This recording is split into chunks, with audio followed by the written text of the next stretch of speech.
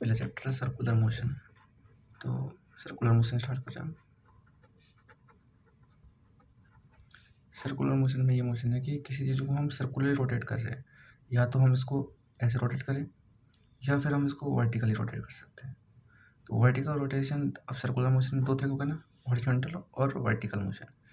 और circular motion में चालू करने से पहले हमको ट्रांसलेटरी मोशन होना चाहिए, क्योंकि ट्रांसलेटरी मोशन ही जाके सर्कुलर मोशन बनता है। क्योंकि पहले हम स्ट्रेट लाइन में दौड़ाएंगे तो वो 1D मोशन स्ट्रेट मोशन हो गया, फिर उसके बाद सर्कुलर हॉरिजॉन्टल मोशन में जाएंगे, फिर वर्टिकल मोशन पे जाएंगे। तो पहले हम समझ रहे ट्रांसलेटरी मोशन। तो सर्कुलर मोशन हमारा 3 तरह का हो गया, ट्रांसलेटरी, और ये हो गया पहला हमारा, फिर हॉरिजॉन्टली, और एक हो गया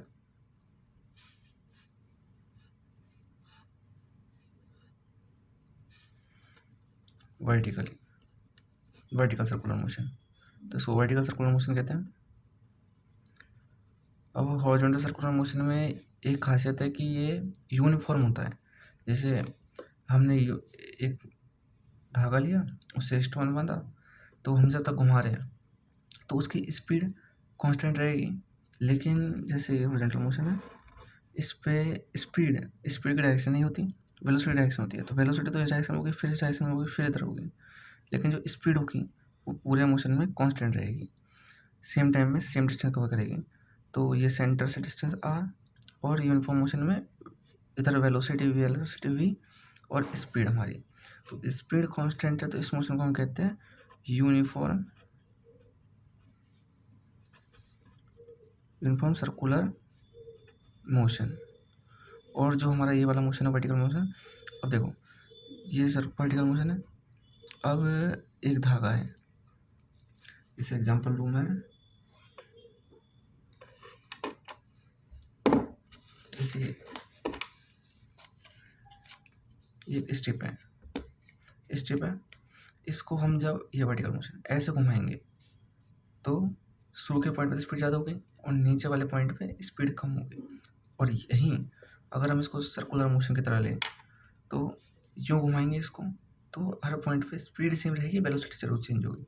जैसे ये सेंटर हो गया, ये सर्कुलर हो गया, इधर वेलोसिटी हो गई और स्पीड हमारी वेक्टर क्वांटिटी, स्केलर क्वांटिटी। अब देखो इसकी डायरेक्शन हर पॉइंट पे बदल रही है, तो हर डायरेक्शन बदल रही है हर पॉइंट पे। तो ये हो गया हमारा uniform circular motion, horizontal motion. और यहीं आप इसको वर्टिकल ले, तो मैं थोड़ा देर से घुमा रहा हूँ, जैसे ये। अब देखो इसकी डायरेक्शन हर पॉइंट पे अलग अलग होगी, क्योंकि नीचे जाएगा तो इस पर लोड कम रहेगा, नीचे जाएगा तो लोड ज़्यादा होगा, तो स्पीड धीरे हो जाएगी। लोड ज़्यादा तो मतलब ऊपर से आ रहा है तो स्पीड एकदम से तेज़ हो जाएगी, और ऊपर टेंशन 0 हो जाएगी, क्योंकि ऊपर कुछ वो जाती है ना मासलेस का, मतलब क्या था, वेटलेसनेस कंडीशन। तो ऊपर स्पीड भी 0 हो जाएगी, फिर एकदम से नीचे आएगा। तो जैसे हमने देखा है मेले में वो रोटेटर होता है ना, वो ऊपर जाते तो एकदम से लगता है धीरे स्पीड हो गई, फिर एकदम से नीचे आते तो लगता है स्पीड बहुत तेज़ हो गई। उसी तरह का ये हो गया नॉन यूनिफॉर्म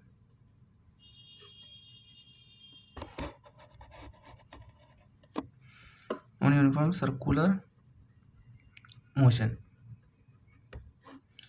अब आते हैं ट्रांसलेटरी मोशन। ये हमारा स्टेट मोशन है। जैसे फिक्स डिस्टेंस है कुछ, ये डिस्टेंस है s, इस पर कुछ वेलोसिटी जा रहा है, एक्सलेरेशन होगी कुछ, तो हमारा कांस्टेंट एक्सलेरेशन वेलोसिटी सब कांस्टेंट है। तो ये हमने काइनेमेटिक्स में भी पढ़ा है। जैसे हम इसमें इक्वेशन लगाते हैं, कोई पार्टिकल चल रहा है अगर, तो पहले इक्वेशन लगाते हैं v equal to u plus a t, s equal to u plus u t plus half a t square, v square equal to u square plus 2a s, और s equal to u plus v/2 into time t, s equal to u plus a/2 2n-1। अब ये condition हमने 2n-1, ये हमारा एक specific second, मतलब जिस second हमसे पूछा है उस सेकंड में लगती है इक्वेशन। जब हमारा पार्टिकल वेलोसिटी दे रखा हो, इनिशियल वेलोसिटी दे रखी हो, फाइनल वेलोसिटी दे रखी हो। तो ट्रांसलेटरी मोशन में 2 तरह के मोशन होते हैं। जैसे ट्रांसलेटरी मोशन ले रहा हूँ मैं,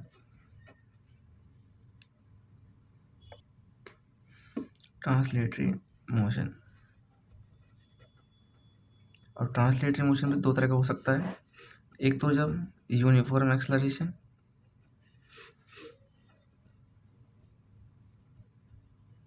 और एक हमारा हो सकता है नॉन यूनिफॉर्म एक्सेलरेशन।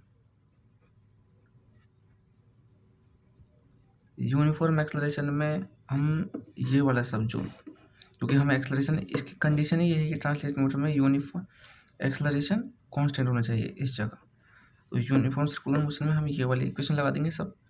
और नॉन यूनिफॉर्म मोशन में जैसे एक्सेलरेशन बदल रहा है, टाइम डिपेंडेंट है किसी पे, एक्सेलरेशन डिपेंडेंट है वेलोसिटी पे, वेलोसिटी कुछ डिपेंडेंट है, तो इस कंडीशन में हम जो हमने पढ़ा है कि एक्स वी ए, इधर जाते तो डिफ्रेंसिएशन, इधर जाते तो डिफ्रेंसिएशन, और इधर जाते तो इंटीग्रेशन, एक्सेलरेशन से इंटीग्रेशन, एक्सेलरेशन का डबल इंटीग्रेशन डिस्प्लेसमेंट देगा। अगर हमें एक्स की इक्वेशन दी है और टाइम के रेस्पेक्ट में, और x direct proportional to t square है, तो ये मैंने काइनेमेटिक्स में बताया था कि ये कांस्टेंट एक्सेलरेशन को बताएगा कि डबल डिफरेंस करने पर डिस्प्लेसमेंट का एक्सेलरेशन 0 देगा। तो एक्सेलरेशन क्या आएगा, कांस्टेंट होगा, मतलब कांस्टेंट टर्म देगा कोई। तो ये होगा यूनिफॉर्म नॉन यूनिफॉर्म एक्सेलरेशन और हमारा ट्रांसलेटिव मोशन। तो हमें इसमें इक्वेशन लगानी है सिर्फ नॉर्मल यूनिफॉर्म एक्सेलरेशन। अगर हमें कुछ एक्सेलरेशन दे रखी है पहले से, तो हम ये वाली इक्वेशन लगाएंगे सभी, और नॉन यूनिफॉर्म दे रखा है तो हम ये वाली लगाएंगे सब। अब आते हैं हम हॉरिजॉन्टल सर्कुलर मोशन पे।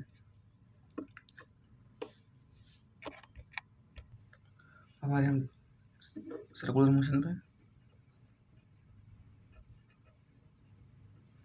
सर्कुलर मोशन के भी हम किस पहले पॉइंट पर है ए पे, horizontal circular motion.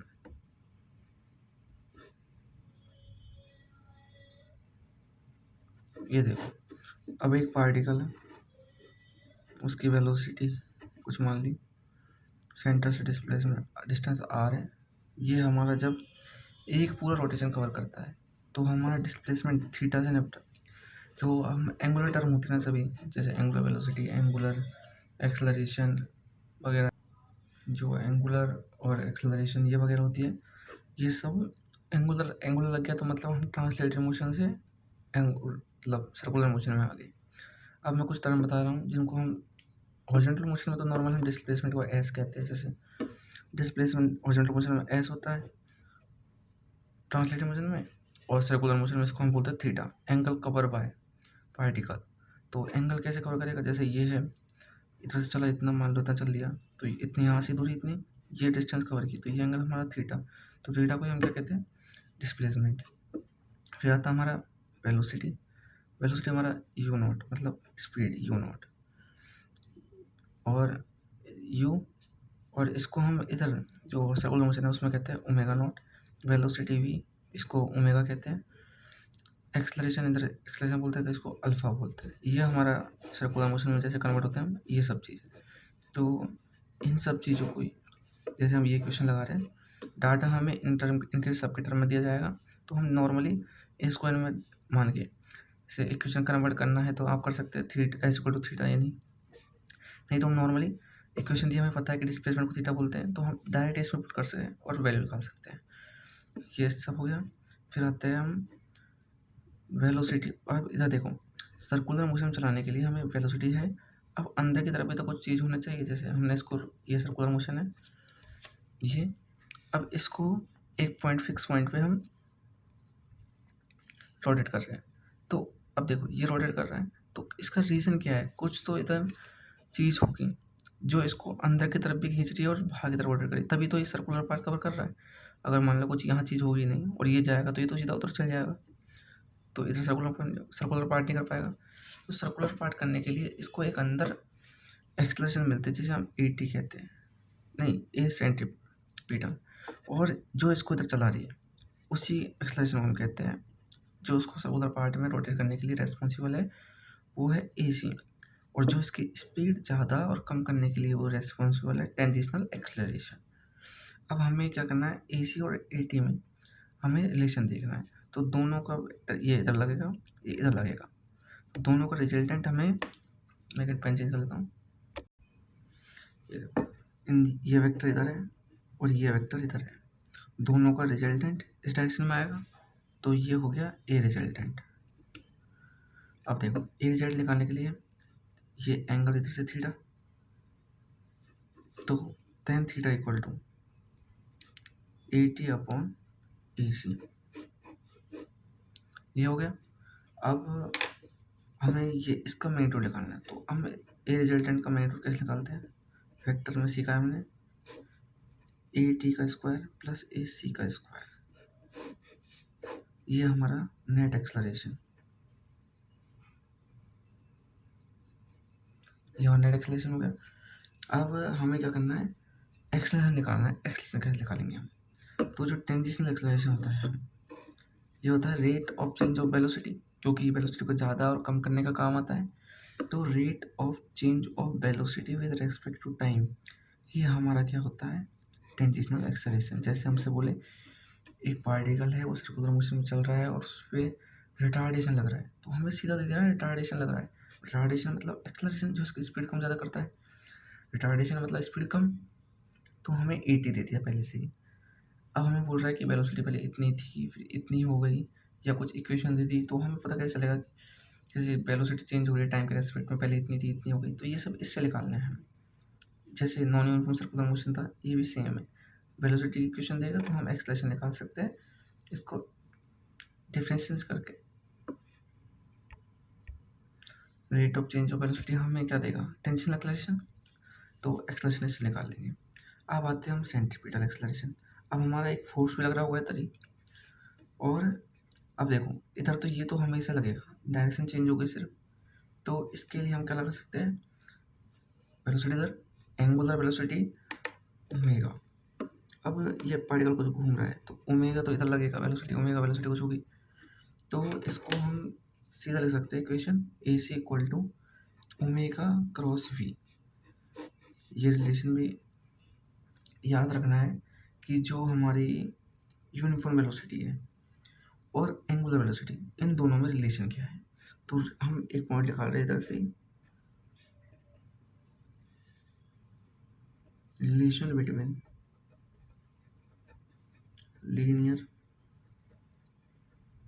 Velocity and angular velocity. अब एंगुलर वेलोसिटी में हमने रिलेशन निकाला, तो हम सीधा याद रख सकते हैं V equal to omega cross R। तो इसी वैल्यू को जब हमने इधर रखा और, तो हमें AC की न्यू वैल्यू मिली, तो AC को हम लिख सकते हैं omega cross B equal to omega square R equal to V square by R। इनको ड्राइव करने की जरूरत नहीं, वैसे सीधा मतलब फॉर्मूले में सीधा लगता है, इनको याद करना सीधा। और टेंजेंशियल एक्सलेशन हो गया। अब हम हमारे पास इन चीज़ों की वैल्यू मिल चुकी है, इसकी नहीं, मतलब ये वाली 80 की दो है, ओमेगा क्रॉस B, इसको रिजल्टेंट, ये हमें याद रहना चाहिए पूरा रिलेशन। ये रिलेशन है हमारी किसमें? और अब हमने लीनियर वेलोसिटी और एंगुलर वेलोसिटी सीख ली, तो इसी से हम एक और पॉइंट निकालते हैं, रिलेशन बिटवीन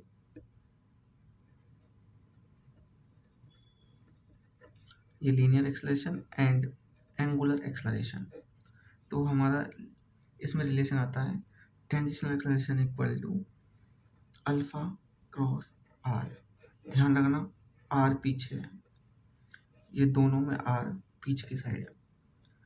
ये इंपॉर्टेंट है क्योंकि हम जो रोटेशन पढ़ते हैं तो उसमें जब टॉर्क निकालते हैं, टॉर्क का फॉर्मूला आता है tau equal to r cross f. ये आर पहले आता है, और जब क्रॉस प्रोडक्ट में जब आगे पीछे करते हैं तो आंसर गलत आता है। इसलिए जो हमारा यूनिफॉर्म सर्कुलर मोशन है, मतलब सर्कुलर मोशन है, उसमें आर हमेशा पीछे आता है, और जो हम रोटेशन पढ़ते हैं उसमें आर पहले आता है। ये याद रख सकते हो आप। फिर आपके लिए फिर क्वेश्चन है, क्वेश्चन करो, मैं क्वेश्चन बोल रहा हूँ। A body is moving from rest with uniform angular acceleration 5 radian per second square in a circular path after 2 second. After 2 second, find angular velocity, angular displacement। ये दोनों चीज़ फाइंड करनी है आपके पास। आप रोक सकते हो वीडियो को, फिर आप जल्दी कर सकते हो। मैं अगला क्वेश्चन बोल रहा हूँ, फिर इसको सॉल्व भी करना है, तो आप सॉल्व कर सकते हैं। देखो, जैसे मैंने बोला आपको, हमें इनिशियल दे रखा है स्टार्ट से, तो मतलब ओमेगा नॉट 0 है, और हमसे क्या पूछा है, एंगुलर वेलोसिटी। तो हमें पहले दे रखा है एक्सलेशन, दे रखा है एक्सलेशन कांस्टेंट है। एक्सलेशन जैसे कांस्टेंट हमें समझ आया, तो हमें ये क्वेश्चन लगानी है, पता है। अब दो वेलोसिटी किस किस इक्वेशन में है, एक इसमें, एक इसमें, एक इसमें और इसमें। हाँ, हमें टाइम भी दिया है, तो इसमें टाइम नहीं है लेकिन इसमें टाइम है, तो हम सीधे क्वेश्चन लगाते हैं v equal to u plus a t. अब यहाँ हमें रेस्ट में दे रखा है, v हमसे पूछा है एंगुलर वेलोसिटी मतलब ओमेगा, और हमें एक्सेलरेशन दी है, हमें पहले इसे 5 इंटू 2 तो 10 रेडियन पर सेकेंड। दूसरा था हमें सेकेंड पार्ट इसका, हमसे पूछा है एंगुलर डिस्प्लेसमेंट, तो इसी इक्वेशन को हम इसमें रख सकते हैं, s equal to u t plus half a t square, ये इनिशियल 0 हो जाएगा, s equal to half into a, ये कितना हमारा 5 इंटू टाइम का स्क्वायर 4, ये भी हमारा 10 रेडियन आ गया। यूनिट याद रखना, डिस्प्लेसमेंट की यूनिट होती है रेडियन, वेलोसिटी की रेडियन यूनिट होती है रेडियन पर सेकेंड, और जो हमारा एक्सेलरेशन होता है उसकी होती है रेडियन पर सेकेंड स्क्वायर। ये एंगुलर की वो है। अब नेक्स्ट क्वेश्चन करते हैं अपन। A body is moving in a circular path, a body is moving in a circular path with angular velocity 100 radian per second, with angular velocity 100 radian per second, a uniform angular acceleration makes its angular velocity 50 radian per second. A uniform angular acceleration makes its angular velocity 50 radian per second in 10 seconds. Find angular acceleration. अब हमें angular acceleration find करना है, क्या होगा। तो आप time ले सकते हैं, मैं रोक के मैं सॉल्व कर रहा हूँ इसको। तो हमें ओमेगा, देखो क्या क्या दिया है हमें, इसमें शुरू की वेलोसिटी दी है हमें, और फाइनल भी दी है हमें, कि उसकी फाइनल वेलोसिटी 50 हो गई है 100 से 50 हुई है, ये पॉइंट करना। तो ये हमारी इनिशियल होगी, यो इनिशियल यो फाइनल, और हमें एक्सलेशन पूछा है हमसे और टाइम दिया है, तो हम एक इक्वेशन लगा सकते हैं, v equal to u plus a t. देखो वेलोसिटी हमारी फाइनल कितनी होगी 50, इनिशियल 100 थी, प्लस ए पूछा है हमसे और कितने टाइम हो गए 10 में, तो ये इधर जाएगा तो -50 अपॉन ये नीचे आएगा तो 10, एक्सलेशन -5 रेडियन पर सेकेंड स्क्वायर, ये हमारा आंसर आ गया इसका। अब दूसरा क्वेश्चन करते हैं।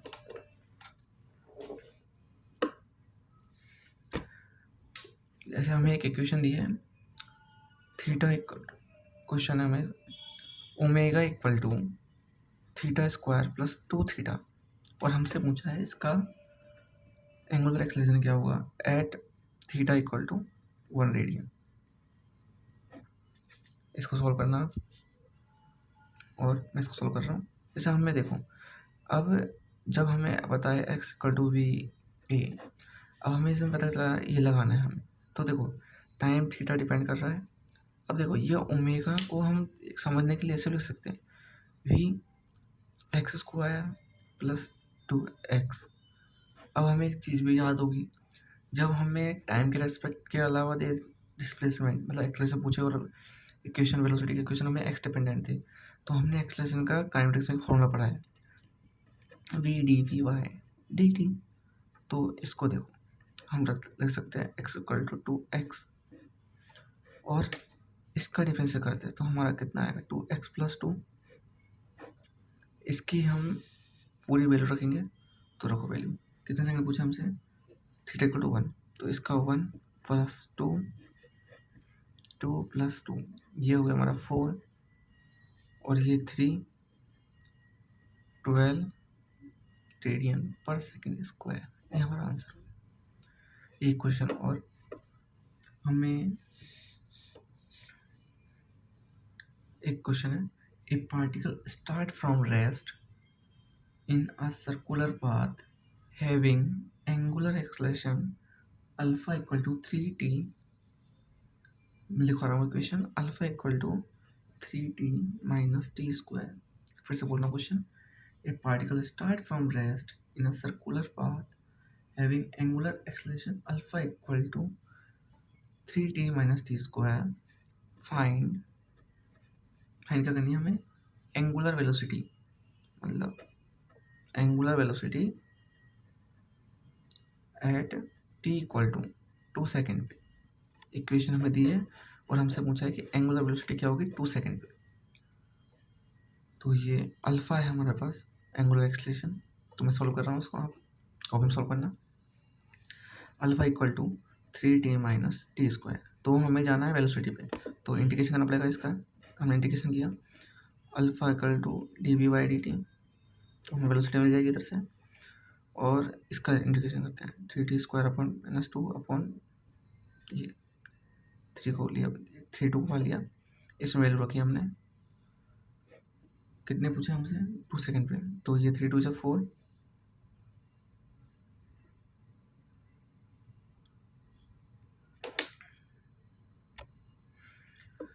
3 4 अपॉन 2 माइनस इस तरह रखेंगे तो हमारा 2 का 8/3, इसको मल्टीप्लाई किया 12/2 माइनस 8/3, 6 एलसीएम गया, 2 3 3 12 12 48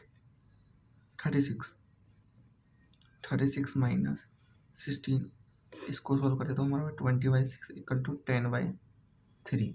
यह हमारा आंसर आ गया 10/3। एक क्वेश्चन। अब इसको करने के बाद हम आते हैं अगले टॉपिक।